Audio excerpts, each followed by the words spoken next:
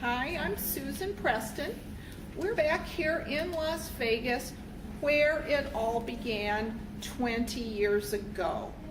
It started out when I sent out a mailing to everybody who does permanent makeup. And when that happened, I got a call back from Susan Church essentially immediately. And she said, "Oh, you can do permanent makeup." And from that moment on, she started sending me people to insure. I called her a few days later and I said, "Sue, we need an organization." So we got together and met with an attorney, set up the organization, and then we decided, oh, we better have a convention. So we went ahead and set up the convention and we called 70 people. And those 70 people all agreed to come to the convention. We were somewhat surprised that so many people wanted to come. So we had the meeting and I was up there just sort of making nice with everybody and saying, "Oh, thank you all for coming." And Mary Jane Hockey stood up and she said, "Well, this industry's a mess. We need you to do something about it." Well, I didn't know that much about the industry, so I said, "Mary Jane, you need to go ahead and join me." And Susan Church needed to join me, and Mary Christie joined us, and we formed the first board. The industry was a mess in those days. People were buying lidocaine from Mexico. They were saying this is not tattooing. The little pointillist machines had a little sponge so that the blood could not flow out of them. And we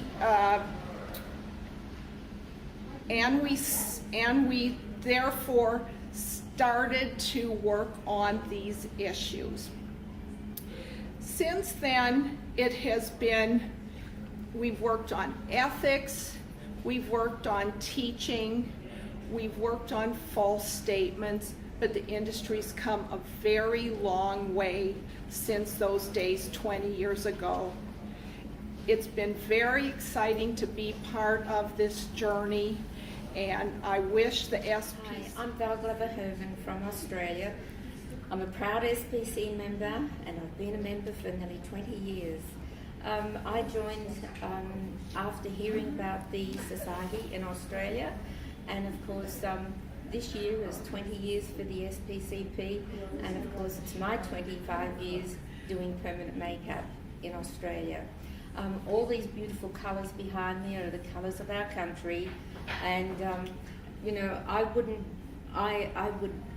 always encourage all my students and other permanent makeup people to join the society. It's a great society. The education is first class, and I think every permanent makeup person should be a member. I'm Judy Kelp.